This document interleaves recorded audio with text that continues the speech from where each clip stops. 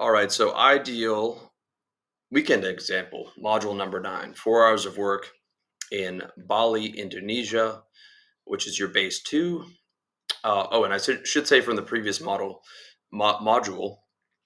that was an example of Thailand's your base 1 from like November till May, and then May till um, in May you go to Dubai for your residence for your Dubai visa, and then um, or sorry, April residence in Dubai, stay there for a month.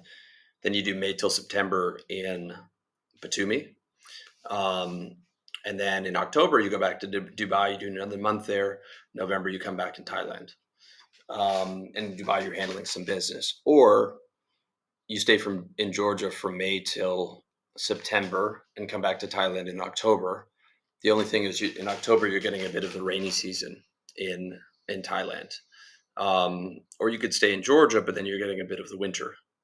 So if you have Dubai as kind of a bookmark between those two, that's a perfect base 1 and base 2. Or you could do base 2 in Tbilisi. Um, Tbilisi has more women, more things to do. It's the capital city, um, but it doesn't have those views. And Batumi is cheaper for rentals. I think it's also cheaper for food. All right, so now we're doing Bali as base 2. It's your weekend in Bali. Your base 1 is still Bangkok, but as I said before, the weather in Bali lines up with the summer season the rainy season in Thailand lines up with the high season in Bali. All right, so this is our ideal weekend example. Light work, Bali, Indonesia. This is another 4-hour workday. The reason it's 4 hour work, 4 hours of work on this day is because it's a weekend. And as I said before, it still for me works, even though I'm long past working a job, to divide the week up between weekdays and weekends. Not just because it's an easy bookmark that we grew up getting used to, but because your entrepreneur friends might be free to do shit anytime you wanted, but a lot of the time, girls you're seeing have to work. Um, so it's easier if your work schedule is aligned, um, in that regard, because it's not like you're oftentimes, in the previous example, that girl was free on a Tuesday, but that's because she's probably a 304. Um, Usually girls are not, so it's like better to have the weekends free instead of like, you know, Tuesday, Wednesday, or whatever. Um, so that you have time to spend it with people that are also free. All right. So, all right. So 6 a.m. wake up. So you wake up Saturday morning, right? Start of your weekend in Munduk Heavenly Villas in Bali. It's another place I've been to. This is probably the coolest place I've ever stayed in my life. Um, Gorgeous as well. Bali is in Indonesia, by the way. It's an island. So Indonesia is a chain of like 1,000 islands. And most of the islands are Muslim, including the capital city, Jakarta. The country itself identifies as Muslim. Some of them are Christian, but Bali is actually a Hindu island. But they are Balinese Hindu. And I think it goes back thousands of years. And so it's slightly different from, uh, Hindu from India, but it still has the gods and goddesses from that religion, but they have their own version of it. They have a Balinese version of Sanskrit. It's quite an interesting history. So therefore, it's a much more the Balinese Hindu are much more permissible than the Islamic majority, which is why Bali's seen as kind of the party, fun, island destination. Alcohol's legal and free, which on some of the islands it's not. And it's just a very like cool, kind of interesting vibe that you don't find anywhere else. Even in other parts of Southeast Asia, it's quite different. So you got this place on Booking.com. You bought it for $200 per night, for 2 nights on Booking, which for what you're getting is pretty amazing. Um, Toronto, where I'm from, I don't know if you can get anything for $200 a night these days. This is an absolutely gorgeous 5-star place. Um, so this is where you woke up right here. And this is a duplex suite. So on top of this, as you can see, um, up here, you can see that's the upstairs bedroom with another bed. It's very cool. Um, so this is the duplex suite, 5-star resort in the mountains, built literally on the treetops. So these are the suites here, which you can see, um, literally carved out of the mountains. It's in the middle of nowhere. You go down this long, very narrow, kind of dangerous road to get there, thinking like, "What the fuck am I doing?" And you get to these suites here, and they're literally built on tops of trees, on these giant trees, and then just cut out of the mountains. Like, got to see it to believe it. And so you're waking up to sun coming in. This wasn't a particularly sunny day, but the sun was beaming in when I was there.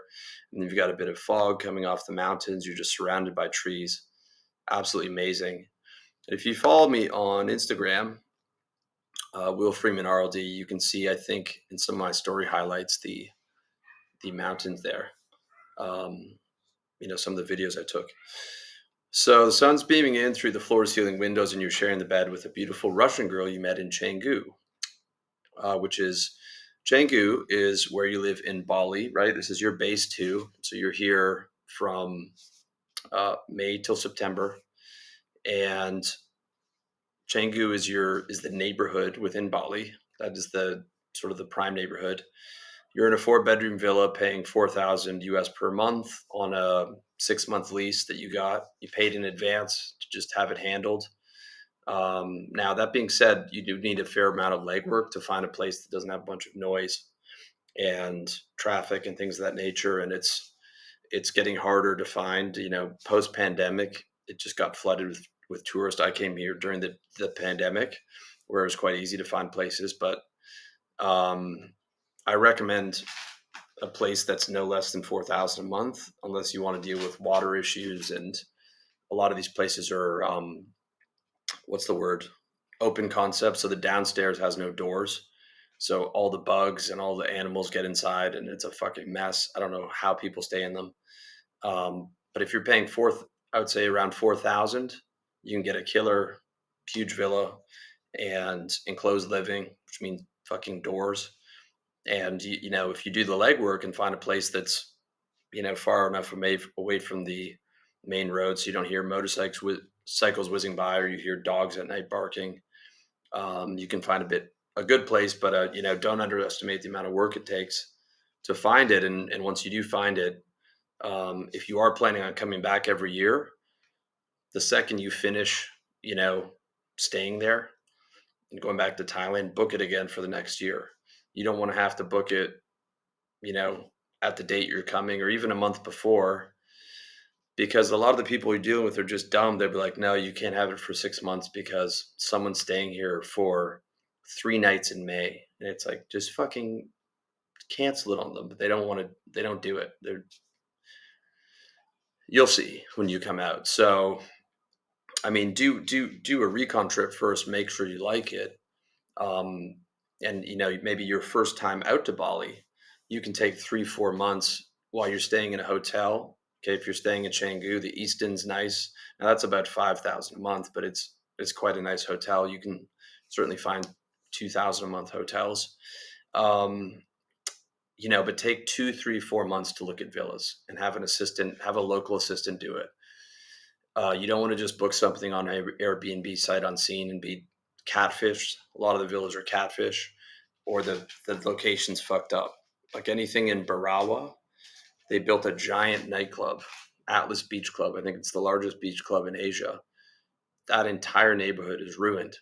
They're blasting fucking techno starting at 2 p.m. till 2 a.m. Any hotel you stay in, any villa, any condo, they don't really have condos, but literally anywhere is fucking destroyed.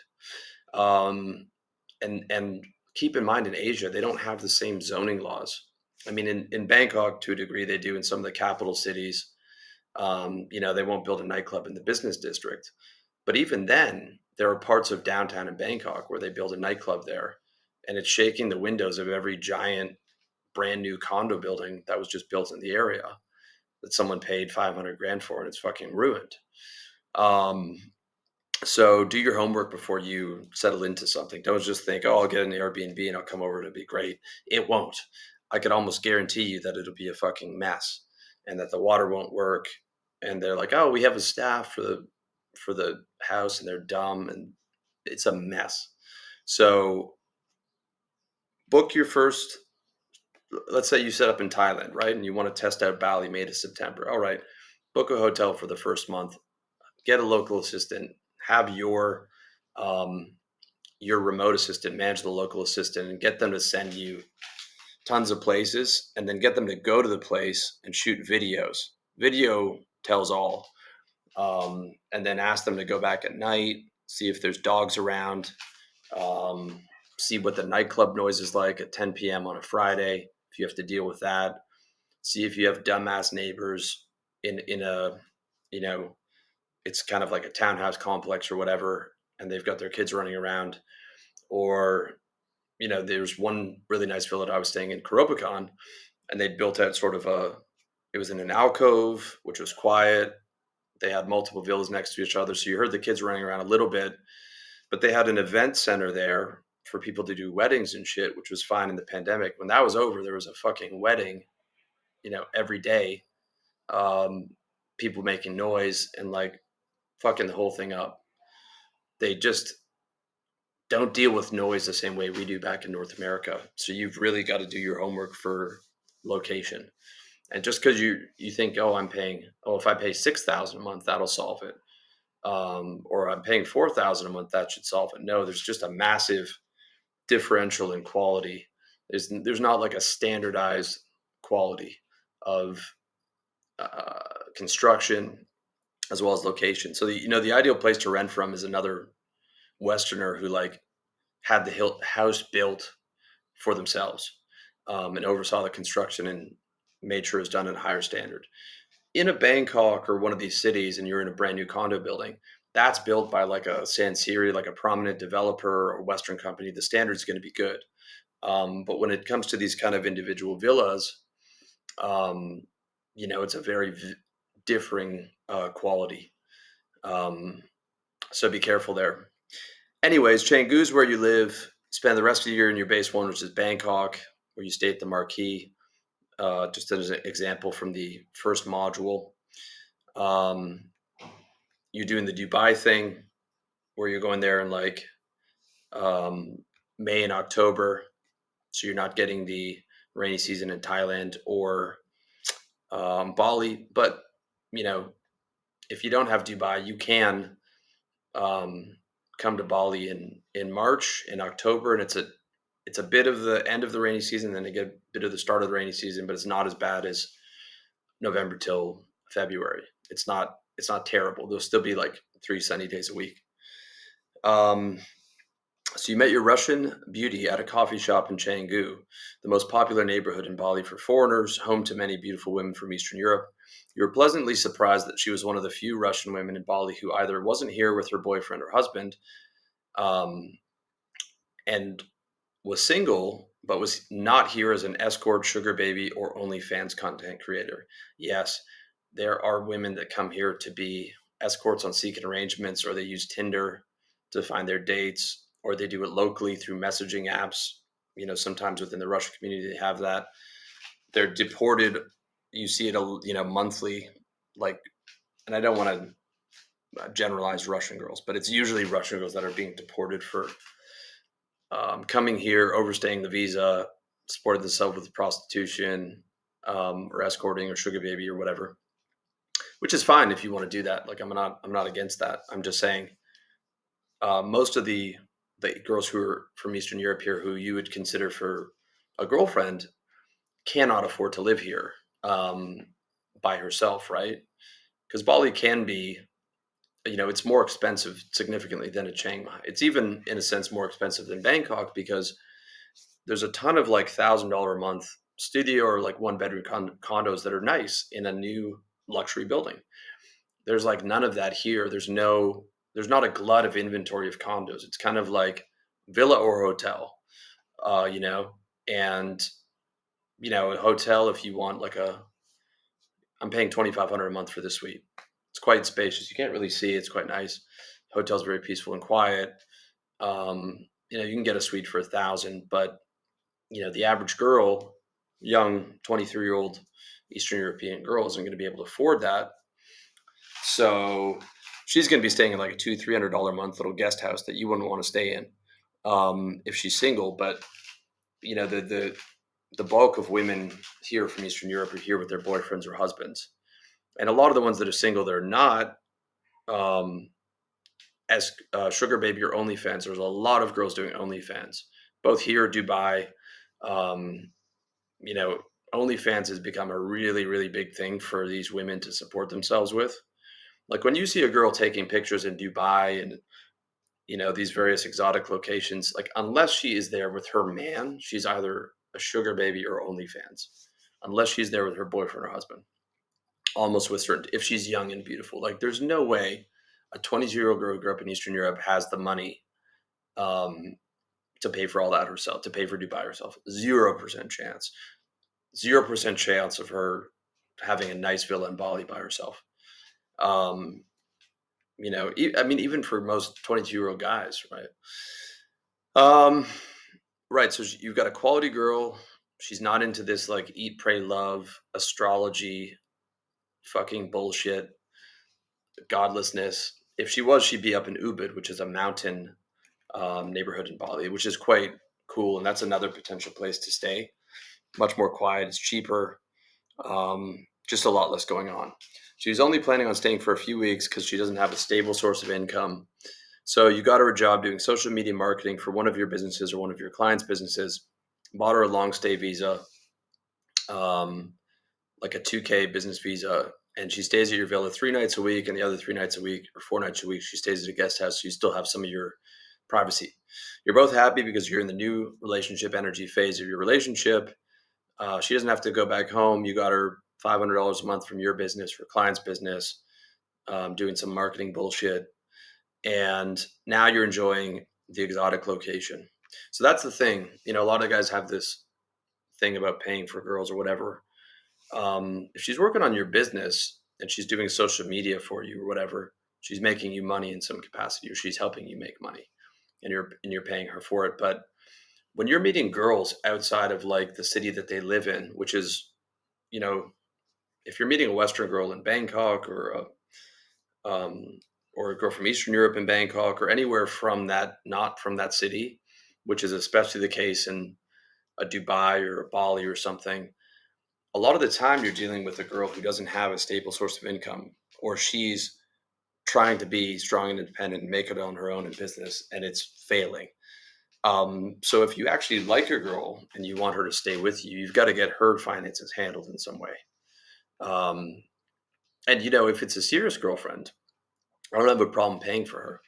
I would just get her to handle my assistants and handle the maid and that type of thing, right? I'd get her doing something for me or for us, and I'd assign her like small things that my assistant, maybe I'm not using my assistant to do, or like get her to go downstairs and pick up the food delivery and prepare it and clean it and take it away and make the bed in the morning.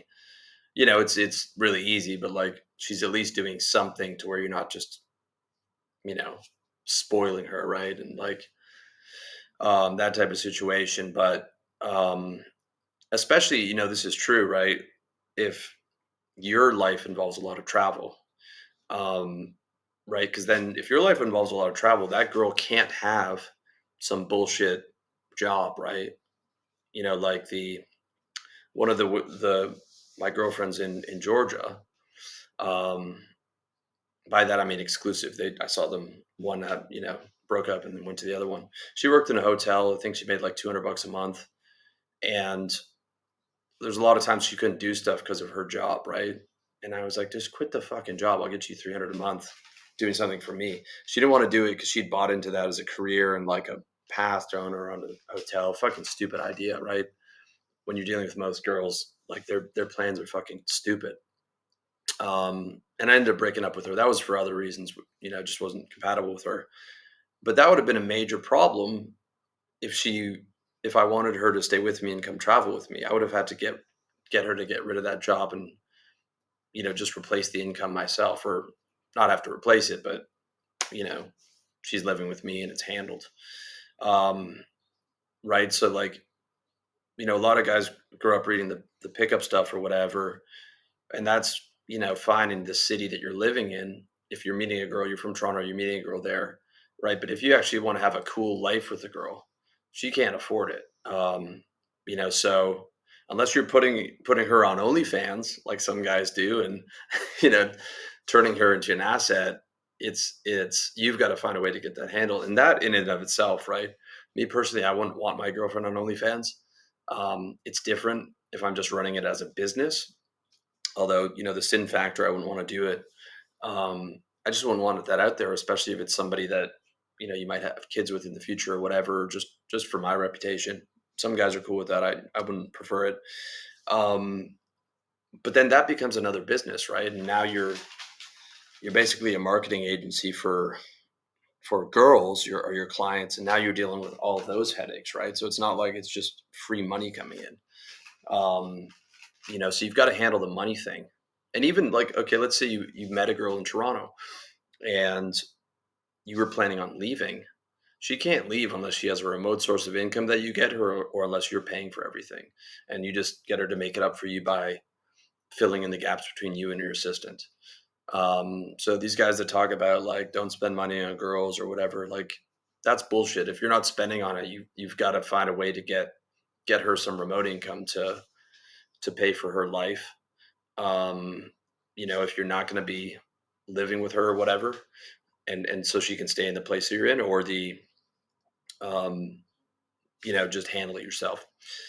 So you'd already traveled to Bali, uh, or sorry, Moonduk on your motorcycle and had found the perfect location for a weekend getaway. So this is up in Moonduk. This is up in the mountains. So you'd already done the trip first and scouted it. So you're not taking this girl that you just starting to fall in love with and getting lost like an idiot and not finding the hotel and not knowing where to stay like a fucking amateur. You've already got this shit planned out. Hop on your Kawasaki Ninja, your preferred mode of transportation in Bali, which you bought for like 3 grand or something, second, 2, 3 years old, whatever. And you just keep it in storage in Bali when you go back to Thailand. That was in your shopping project, by the way, as one of your goals as a thing to buy. Took her through a beautiful 2-hour cruise to the Blimbing rice fields, and then the lakes, then the mountains before you hit this barely accessible, dangerously narrow road to Munduk Heavenly Villas. She enjoyed the excitement of it. When you finally arrived, she was in awe at the incredible beauty of the resort, literally in the middle of nowhere, built entirely on the tops of trees with phenomenal accommodation, an infinity pool, 5-star restaurant, and a duplex room with an ensuite jacuzzi. I took a girl here, and it was that reaction, just awe, you know. Um, you spend the night before swimming, eating, drinking, and having sex until you passed out. When you arrived, that was the night before. So I'm just describing how you arrived the night before. Um, in between describing how you wake up, and then you woke up to this exquisite view of the mountains, sun beaming in, gorgeous Eastern European woman asleep in your bed, as you quietly made yourself a cup of coffee and stepped out onto the balcony to enjoy the sunrise right here. You're overwhelmed with gratitude. You can't believe this is your real life. And that's exactly how I felt when I did that. Even though I've been outside of Canada for 8 years, I still have those moments where, um, I can't believe this is my real life. I get to live all over the world and do whatever the fuck I want. Think back to all the cold winters you had to suffer through in your hometown of New York. Okay, in this example, this is where you're from. Dead end jobs for minimum wage. You had to work in high school. The white collar slavery you did for 50K a year in your 20s. Commuting an hour each way on public transport to come home to a mediocre apartment you had to share with 3 roommates because New York's expensive as fuck. To barely save $400 a month after you paid all your expenses, all of which you put into one failed business after the other, staying in every weekend while your friends were going out and going into debt to fund their nights out. And at the time, it felt like a million lifetimes working all day in a job you hated to eke out enough money to live and fund your fledgling businesses. The failures really hurt, especially the second one. Your chick left you at the same time. You don't know how you made it through, and you finally got your service business up to 6 figures or 7 figures, enough savings to head for Asia. But now all that seems like a distant fucking memory to you. Your old girlfriend is old and fat and married to a loser. Your friends that never believed in you are still working their bitch ass jobs in New York. And you're here enjoying the sunrise of Bali, in love with a beautiful, exotic Russian woman in her early 20s, blazing a trail through the mountains on your motorcycle, running your 7 figure business from anywhere in the world you fucking want. You made it and you feel it. And in this moment right now, you are fucking feeling it and you know all the sacrifices were worth it. And this is what I'm trying to convey to you, which is why I'm going into such detail and emotions on these examples.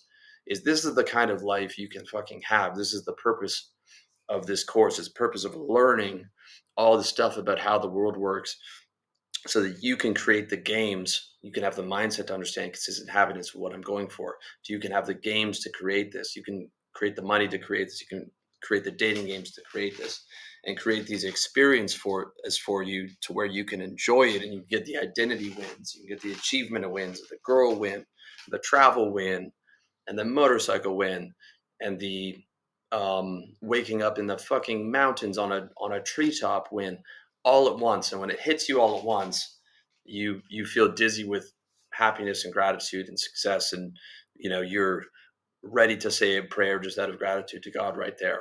And I'm speaking from experience on this stuff. This is especially too if you haven't traveled before. As you travel more, like you know you kind of adapt to a degree. You're still much happier than before, and you kind of have to do different things to keep getting those same highs. But if you haven't, I'm telling you, you've got first 2 years are epic. So this is what the course is about. This is what lifestyle design is about. This is what becoming a player in the game of life is about. This is what all the understanding and all the game and all the shit that you learned to avoid all the traps and understand how the world works. This is what it's fucking about. It's moments like these, and it's making these moments your permanent weekend moments. The moments from your weekdays are your permanent. Everyone else's vacation is your fucking regular life. Man, this is what it's about. All right. So 6 a.m. to 7 a.m. same morning routine. 7 a.m. to 8 a.m. is fun. Take Phenibut. Have sex with your Russian girl in the jacuzzi. This suite comes with a jacuzzi downstairs, which is pretty fun to use. 8 a.m. till 12 projects. So your Russian girl goes back to sleep after you just had amazing tantric Karetsa style in the jacuzzi and a little bit on the bed. You fucked her back to sleep again. So she's asleep downstairs here. In this is your downstairs bedroom. You go back up to your temporary office upstairs on the bed upstairs to get your projects handled. Since this is just a standard weekend in your life, not a holiday, so this isn't even a vacation. Okay, this is just your weekend. This is what you do on a weekend in Bali. You're staying in Bali for 6 months. It's your base too. This is not the vacation day. We'll get to the vacation day next. This is just your fucking regular life. So you're not just taking the whole day to fuck around. You're letting her fall back to sleep. You brought your laptop. You're going upstairs to handle your projects. While you're doing that, back in your villa in Canggu, your local assistant, and I have local assistants here in Bali, is handling the cleaning of your room, picking up of your laundry, the bringing of your water for the week. Um, you know, like it's not enough just to have a hotel that does laundry or whatever, or laundry service. You don't want to even deal with sending it, having them pick it up, putting it away. No, you get all that shit automated. So you're working on your projects. Everyone else is handling what needs to be done. Um, Back home in your house on the weekends. All right, so projects are you. First one is credit, finish applications to send to creditsuite.com to get 500K in business credit. This is after you've built up your credit over a period of years. Um, Might take you a couple years to get that, but you've worked with Credit Suite. It's someone that facilitates personal and business credit. You haven't done it yourself like an idiot and fucked it up. Um, and you can message me in the RLD Brotherhood to see how to do that. There'll be a course on that coming out soon enough. Cash, you get 20K, buy 20K in Bitcoin from cex.io, which is an exchange that still exists at this moment. Pull it off, store it in your Ledger Live cold wallet. Trust, review, documents, and that's a wealth protection thing. Okay, I'm not betting my financial future on Bitcoin. And I'm still 50-50 on whether it's a CIA or, it's a controlled op. I have no idea. Um, it wasn't a currency. I did a video on it. I still agree with the video, but now it is a currency. And it's one of the things, at least in two countries, El Salvador and Panama. Um, it's just one of the things that you have custody over, and it's as opposed to gold, which you have custody over. If you're a traveler like me, like you can't travel with $300,000 worth of gold, but you can travel with $300,000 of Bitcoin. So there's something to be said about this portable asset that you have custody over to have some of it.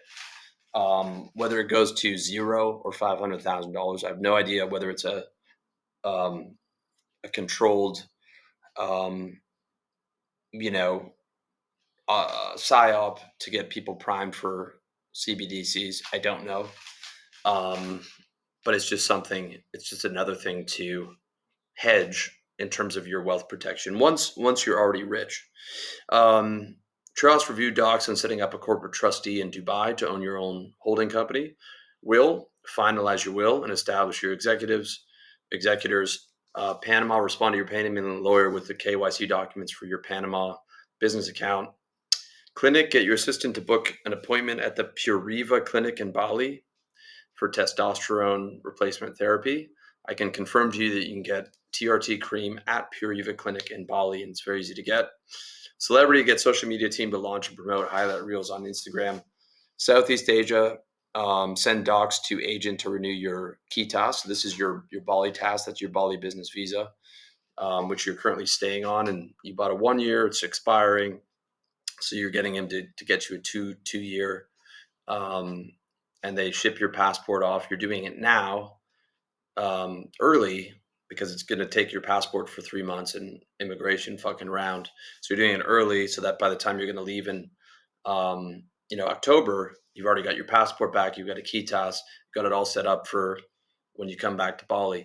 By the way, if you renew that business KITAS, um, over the course of 5 years, like, and you get that 1 year and then a 2 year, then a 2 year, you can apply for permanent residency in Bali, even if you only spend half the year there. Just a little piece of game for you. Um, Bangkok project, review penthouse condos to buy in Bangkok on DD property.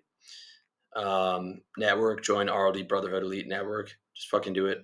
Lawyers, connect with Rady Noble of R&B Law Firm in Bali. So if you ever have a problem in Bali, I would connect with this guy.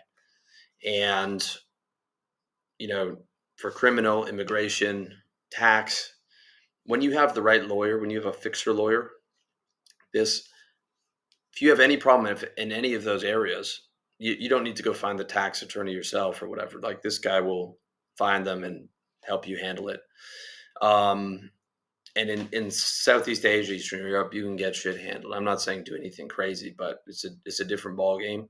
And you should be meeting with those guys in the first month. You should find that guy in the first month when you're established in a city, pay him for a consultation, get him to give you a lay of the land, who you need to talk to if shit happens. Usually he can just handle it himself, and keep his card in your wallet. That's a power card to have for these guys in case you're ever in a situation, that you don't want to be in, to have that connection, right? Or have a picture with them as well.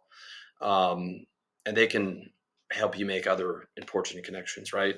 Again, I'm not saying follow all the local laws, of course, but you get the idea. Um, Now, okay, that's a ton of projects here, right? Realistically, you might not be able to get all those done in 4 hours after banging your Russian girl. I just used a lot of examples here because, um, I'm only doing so many example days. So I just wanted to be able to show you the kind of things that would be getting done, in your 4 hour project window on a weekend where you're just only doing projects in the morning. More than likely, you'd have to break this up into 2 days, to get this done over 4 hours, or to 2 weekends, where you're doing like 2 to 4 of these, on each weekend. Or some of these might take longer, like finalizing the will. That might be the whole 4 hours, right? It just depends. Whereas if it's just responding to an email about paperwork and sending over your passport, that's quite easy. Lunch, all right. Get a steak and fries for lunch with your girl while she gets a salad. This is the restaurant here. Now the picture looks pretty cool with the views, but it doesn't do the restaurant justice. This place is amazing, literally in the middle of nowhere. There's a pool next to it, and the food is 5 star. This is a Not just a 5-star resort, the food is 5 star as well. 1 p.m. to 5 p.m. business. You have a beautiful soul connected, non-ejaculatory. Or sorry, this should be fun. My mistake. You have beautiful soul connected, non-ejaculatory, phenibut amplified sex with your girl. Head off for a motorcycle cruise around Moonduke and the surrounding communities through the beautiful mountains and winding roads. High on phenibut, high on the non-ejaculatory Carezza style sex. And if you're not having that, man, you're missing out, especially when you have a girl that you're in love with. That plus the phenibut is like the best feeling in the world. And then you add the motorcycle to that. You still have an energy because you didn't ejaculate, and you're sharing a Spotify podcast with your girl through your Bluetooth headphones, which is beautiful. So you can control, you're not having to like lean back and talk to her and like, what? I can't hear from the wind. No, you've got a beautiful girl on your back. Sun's beaming down in your face. Kawasaki Ninja 600. The mountain tours up there are just beyond gorgeous, and you feel like tremendous freedom. No cops up there, so you're not wearing a fucking helmet. Wind's blowing through your hair or your shaved head like me. You've got energy. You had a good lunch, you know, in you, listening to music. This beautiful girl on your back who's like hugging onto you and like, oh, she's going like, oh, look at this because you're showing it to her the first time. I'm telling you, man, you make this happen, you will come back and thank me, bro. This is what you're all doing it for. This is what life's about, right? Being able to create this. Along the way, you stop at a few temples and take pics for Instagram, as well as a few ones together that you keep private. Don't be like these people that post all your fucking intimate couple moments on Instagram. Keep some shit for yourself. Plus, why give everyone else? Why give your enemies an opportunity to see uh, your girlfriend and try and slide in her DMs? Fuck those motherfuckers. Keep that private. Stop at a little cute roadside cafe. There's a lot of these. Just enjoying the friendly vibe of the people there in the small mountainside town. They're very nice. Have a cup of local coffee each, which is pretty good for like 30 cents. Um, and you're back on your way. 5 to 7 p.m. More fun. So you head back to the resort. You've been driving all afternoon. Change into your bathing suits. Have a nice swim before dinner at the pool overlooking the mountains. So they've got a beautiful pool here, which you can see. Um, Now, if you're dating any of these Eastern European girls, they just love going to a pool. They love having that opportunity, and so that's before dinner. That's going to make her, woke up with sex in a jacuzzi, looking over the mountains. Have her had this 5-star lunch for her. Took her on this cruise through the mountains where you already know the way. Got the music right. Had the phenibut. She's just like, you know her feet don't touch the ground. You're handling everything. You've got all the activities lined up, and you just gave her a killer day. Money ain't no thing. You're getting the 5-star resort. Um, she doesn't know the difference between $200 and $2,000 a month. Like if you were in Dubai and a place just as nice, she wouldn't know. She has no idea about pricing. She's just seeing you as rich, successful, good in bed, good looking, and able to provide opportunity experiences like this. Like when you're able to show her a day like that and you're trying to solidify this relationship, you're hard to compete with. You are hard to compete with. And you've been pleasant and charming the whole bit. Now, 7 to 8 p.m. dinner, you're both hungry from a long day of ride and exercise. You debate between having dinner at the enclosed, right, which is this kind of um, area right here. I don't know if you'd call that a pagoda. Not quite. It usually has a steeple attached to it, but one of these traditional sides, like Balinese um, style buildings. As you can see, look, it literally is on the tops of trees. These are trees. These are trees. It's still very safe. Although walking on this bridge doesn't is a bit worrying, but it's well built. It's safe. It was built by a very wealthy Indonesian family. But you're literally on the tops of trees. It just blew me away. Um, so you debate between eating in here or in the outdoor dinner. You decide on the open air dining space, which is here again, which we saw, which is where we had lunch. I like that a bit better than the enclosed. You decide on pizza, pasta, and a bottle of wine for dinner. The pizza and pasta was actually very good. It's usually not in Bali. It was really good. Finish the dinner with a shisha, and a few puffs of your Russian girl's vape. She's Russian, so she either has cigarettes or vape in her purse, and you're tuned up on Phenibut and feeling good, and you've had some wine. So, of course, you're craving a shisha or some vape. 8 p.m. till midnight, more fun. So, you cap the night having more intimate, soul bonded sex, except it's more less vigorous than during the day. It's more, you know, real missionary love making, gentle, looking in each other's eyes, falling deeper in love. If you haven't had that type of experience, you're really missing out. It's not something I started to have till my 30s, just being a wild boy in my 20s. And I can tell you, I don't care how wild you are, how much cool stuff you've done, sex, other girls, threesomes with two girls. I've done it all. This beats all of that. It crushes all of that. And you have to like not ejaculate for like a month to actually start to be able to get the energy in your body just vibrating at a high level to where you can really feel the energetic um, amplification from doing this, because you are an energy unit. Okay. That'll be covered in my course, followed by um, you're in bed ready to fall asleep. You're watching spiritual videos on YouTube, and your girl is probably Russian Orthodox. If she's not one of these eat, pray, love astrology girls, she's going to be Russian Orthodox. So she's happy to be able to watch spiritual videos, nice Christian videos, testimonials, things of that nature, and that is a very nice connection to have with the girl. Um, if you're Muslim, you can still watch, you know, um, videos about God and things of that nature and testimonies, right? Because ultimately, you still believe in our Lord. And, after having dated some girls who do believe in God, like, in Georgia and somewhat here, a lot of the times you don't have a lot in common with girls. They like beauty blogs and beauty Instagram profiles, and their interests are mostly like irrelevant bullshit to you. Um, but when you have a girl who's spiritual, now you have something to talk about for 2 hours at night or during dinner, right? It's one interest that you have in common.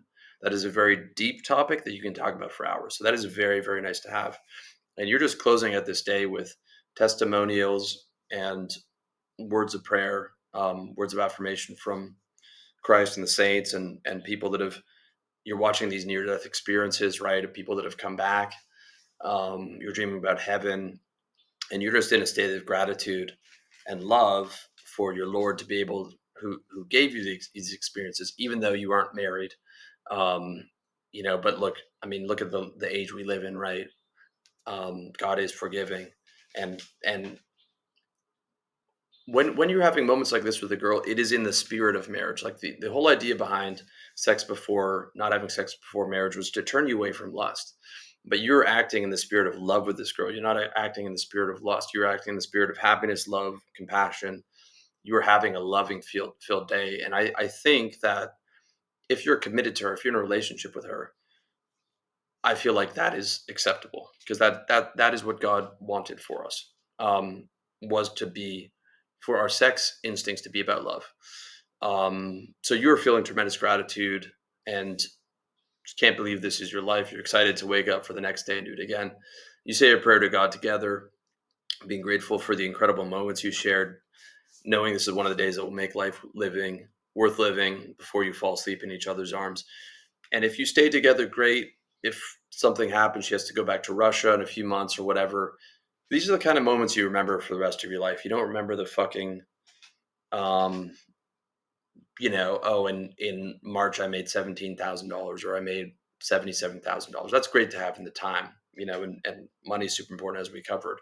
But these are the things that, when you're looking back on your life, that you'll be 70 years old and remember a moment like this like it was yesterday. This is what it's for. So that is module 9, the ideal weekend example in Bali.